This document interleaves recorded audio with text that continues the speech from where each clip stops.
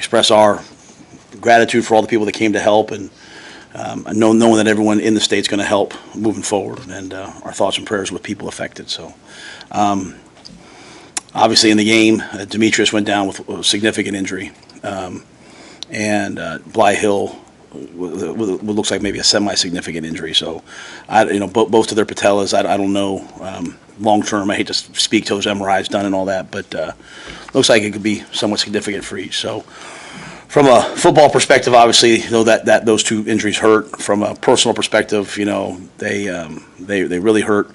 But I know both guys are tremendous competitors and young players, and they'll bounce back and be great. And but just wanted to start with that. And then finally, I thought the crowd, for an early game, for everything that happened yesterday, to have over 60,000 people there. What a great message in recruiting. What a great message to our team.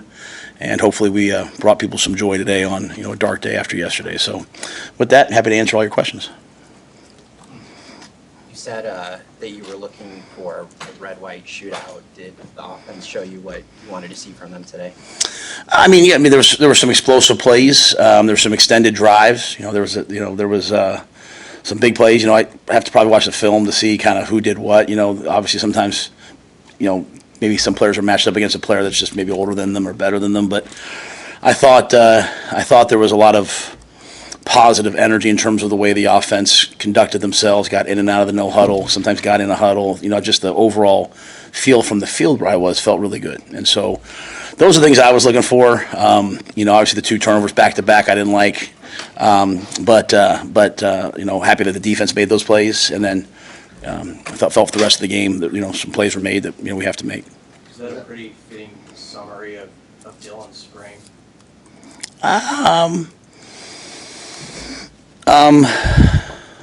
That's a great question. I don't know how to answer that, to be honest with you. Usually you don't get tongue twisted very often, but I think Dylan's had a very good spring. The plays I liked. I was up doing the TV at one point. That one where we kicked the field goal that we missed.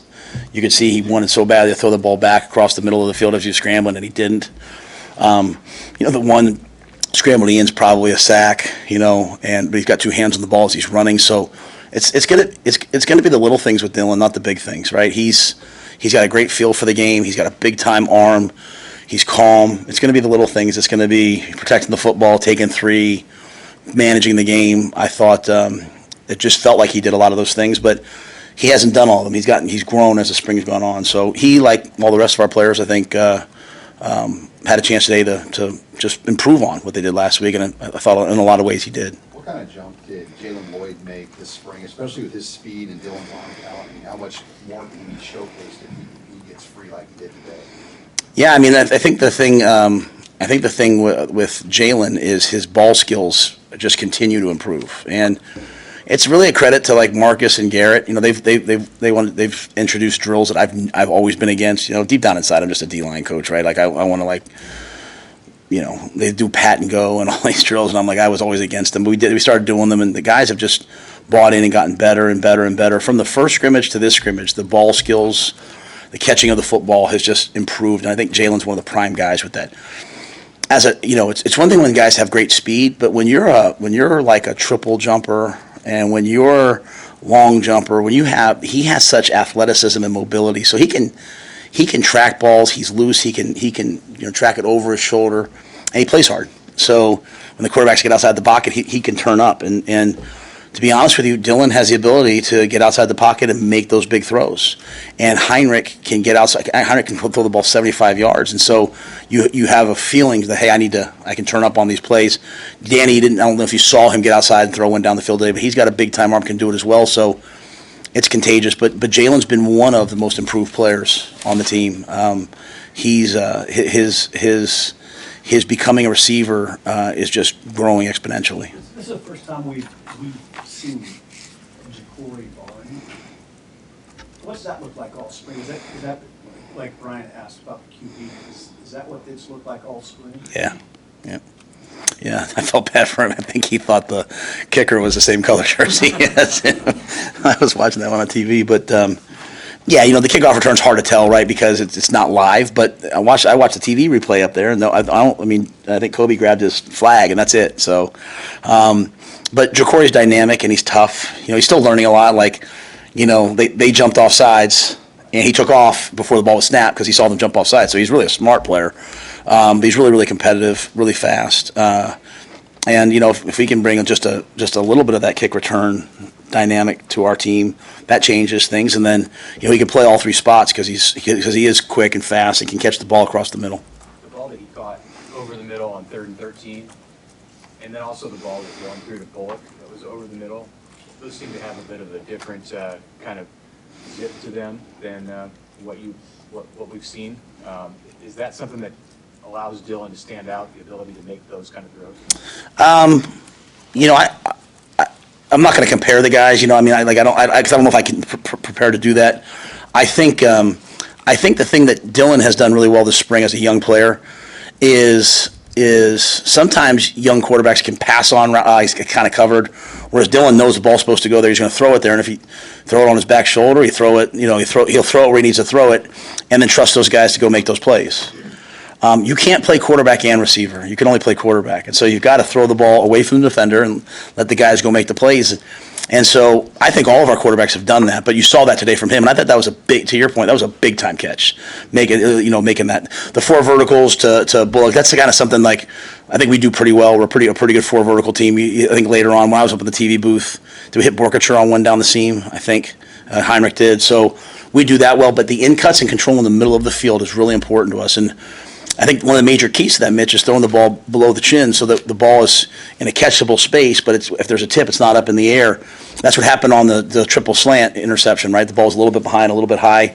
In the red zone, tips equal picks. And so, to me, we're just constantly evolving those areas. But Dylan has a great feel for that, and the thing he does is he just trusts that the ball's supposed to go there. I'm going to put it where the defender isn't and let the guy make a play, and those guys made those plays. You've tried Connor in some spots. Did he kind of take off this spring as that wide out? Yeah. So Janirin, I think he's an NFL fullback, but I also think he's a dynamic wideout too. And I think it's a credit to Corey that the way that Janirin's really continued to improve his body, but he's in that 218 range, and so to me, he is a true weapon. He's a guy that we could conceivably play at wideout for 10 plays in a row, or we could motion in and he'll block defensive ends. He carried the football for us last year. But what I love is you see the perimeter screen game that we have going on, but you have a 220-pound wideout out there blocking their nickel. That helps. Then you put Nayor and Jamal out there. You have some big men on the perimeter. So I'm really pleased with what Wood's done, Janirin's done, and I think he'll continue to evolve, and you'll see him line up in a lot of different places in the offense. Does Fidone move better than he did last spring? I don't know. He's a pretty explosive guy. I mean, he's 4'5". I think the biggest thing with Thomas is at the end of the season, I said to Thomas, I was like, what a great fall we had. Meaning him, like us, we had. And he's like, what do you mean? He is. He is. What I love about Thomas Fidone, man, he's never happy. He's never happy. And it's because he wants to be great. He wants to be the best tight end in the world. And he's always trying to get better. But my point was, coming off 2 ACLs, to get through a spring, a fall camp, and a season healthy, that's what he needed. Because now instead of rehabbing this winter, he's lifting. And he's in the 260 range at 4'5" with 35-inch arms, 34-inch arms. He's a physical freak, and he's loyal. Every team in the country is trying to get him to leave and go there. And the kid's he's Nebraska Cornhusker through and through. So I love that guy, and I love his approach. And it's still good for our players to see a guy who's so obsessed with being great and never happy. You know what I mean? But at the same time, to your point, he just had to have a true off season. He just had to have weightlifting where he's not rehabbing, and now I think you're starting to really see what he can do. Would you rest any of those veterans today? The guys that you had been not resting, but sitting out. I don't want to use that rest word. No, I appreciate that. I made them all warm up, like Keese and Giff and Ty and Nash. Those guys didn't play. I told Tommy not to, and then typical Tommy Hill, he's out there the whole first series playing corner. He's like, he just said, like, let me get a series, coach. Let me get a series. And I'm like, all right, go get a series. And he's out there. I love that guy. I love his competitive nature. Bryce, Ben Scott, and then other guys who played in, we kind of set numbers for them. Hey, let's get this guy 3 series. Let's get this guy 4 series. It was hard at wideout because we're thin, right? And then once we lost D-Bell, we're really thin. Jaden Doss played 2 ways today for us. I don't know if you guys noticed that, but he played corner, he played wideout. So, Jaden's a guy that we think is really, really special, and we're just trying to foster a bunch of different talents for him. What strides do you think Heinrich Haarberg has made since last season? Well, I think you saw a lot of this. He still had the ability to tuck the ball down and run, right? He's truly a dual-threaded quarterback who can change the game. But I love him taking what's there. I love him, being explosive, pushing the ball down the field, deep balls down the field, elite balls in the middle of the field, and but I also love him. I also love him moving within the pocket, taking check downs, taking a bad play and getting out of it. I think it's really, really important in our job. You guys haven't asked the question yet. At some point, you guys are like, "What are you going to name a starter?" I go to dinner with Eric Crouch, and Eric tells me that his entire rookie season or freshman year here, he had to wait. He couldn't sleep on Friday nights because on Saturday morning they'd go to breakfast before the game, and then Coach Gill would tell them who was starting that week, and like that is Nebraska, and so what I love is we're going to focus on Dylan. I get that, but you can see the improvement in Heinrich. You can see Danny as a true freshman go out there and complete 60% of his balls, whatever he did today. It's just I want the quarterback play to be great, and so each guy from there then has to bring their own unique sensibility, right? Dylan kind of makes these types of plays. Heinrich can make these types of plays. I personally believe it's going to take all of us to play pretty well at the quarterback position in the Big Ten. I personally believe throughout the course of a season, like we have aspirations of regaining Nebraska's place and winning national championships. How many games is that now to win a national championship? And between the Big Ten championship game, if you don't have a bye, it's 15 or 16 games, yes? Play one quarterback through that. So I think, just watching Heinrich blossom and get better, is so important. Watching Danny, watching Dylan, Luke and Jack went out there and they moved the football. I just want the quarterback play to be good, and I think it's a credit to Glenn. He's done a really nice job with them. Did the spring tell you anything? Did you come to the realization that you're set there, that you have everything you need at the quarterback position? No, I wouldn't say that. No, I would never say that. As far as the guys on the roster. I'm sorry. Yeah, I would say we would always look for quarterback. If there's a quarterback that comes along, we would always take another quarterback. I think we have our starter sitting in that room. Let me say that. Okay, I think we have 3 guys that we believe in. But if a young player comes along or a depth player comes along, we certainly. I don't go looking in the portal, but I also am not stupid when things come across to us. We're always, Scott Fitter was the GM when I was in Carolina. He used to say, from the Seahawks, we're in on every trade, and so he just would explore everything. So, but I think we have quarterbacks capable of winning for us, and I think the quarterback play significantly improved from last season, and that's kind of where we're at. What's your plan for the next few days, just with the portal and the deadline of May 1? And you try to meet with everybody before May 1 to kind of discuss with guys about situations? No. So what I do at the end of every spring is I have a team meeting on Monday, and then they meet with their position coach, and then they all meet with me over the course of however many days. So I'll be available Monday. I'll be available Tuesday. I've had so many guys already come and talk to me about like I said, you can kind of tell them there's a lot of tampering happening in college football. I got guys, like I said earlier in the press conference, guys showing me their phone, guys showing me this. So, if a player is urgent and they're trying to make a decision about going to the portal, then they'll sign up early for their meeting with me. If, a lot of guys, most of the team's probably pretty set, they'll sign up maybe later in the week with me or maybe next week. So, but that's kind of on them, we kind of have our process. We meet with every single player, go through kind of where they stand right now. We can't make promises for the future. And I think the biggest thing that I'd say is, I think wanting them always to understand, everyone's going to have your back. Everyone's going to say positive. Everyone's going to tell you what you want to hear when things are going well. When you're one of the top players, and they're trying to get you in the portal. When you're Demetrius or Blind, you're laying in there and you have tears running down your face and you don't know what's going to happen to you. Who has your back then? And so, but yeah, I'm open book. We talk to every single guy, regardless. But if a guy was trying to make a decision on the portal, they can come talk to us. And I wouldn't forget that, we do a great job here of graduating players, and we don't slow down graduations. And if they've graduated, they can still go in the portal, right? In training camp, they can go in the portal. So it's kind of an open conversation the whole time. So we're going to leave here and recruit, and we're going to recruit all day tomorrow, and then we're going to go honor the student athletes at the night at the lead tomorrow night, and then Monday, Tuesday, we'll start the process. I know a couple Dante Daldell maybe took a step forward today versus the rest of the spring? You know, today I saw a burst in him. I haven't seen that long run from him in the other scrimmages. Now, you know, maybe it was blocked better. Maybe Tony didn't blitz as much today. Maybe it was a little simple. I didn't tell Tony what he could or couldn't do, but maybe he played it. But it was great to see that from Dante. You know, he's had a good spring, but you saw a burst, kind of where I stand down there. You could see like a level of acceleration into contact and that long run down the left sideline. So some really good things. You know, you have I think a pretty deep running back room. You saw Maurice Mazuka. I saw a spin move that he made. It was a fantastic run. Big fan of Kenneth Williams. I think Kenneth is a guy who's going to play here in some different ways.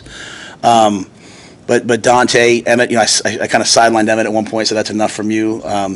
And you know, during practice this week, you know, Ramir took a lot of reps in one of the practices, and he looked good in kind of the no huddle stuff that we're doing. So get Gabe Irvin back. I think it's a deep room. We'll have to do a good job as coaches, but of figuring out what each guy does really well. We think we have a good feel for it. But I was really pleased, Sam, to see some of the things Dante did today that, you know, just a flash and a burst maybe I hadn't felt as the season as the spring's gone on. What's your level of comfort with the amount of tampering you're seeing? It is what it is. It is what it is.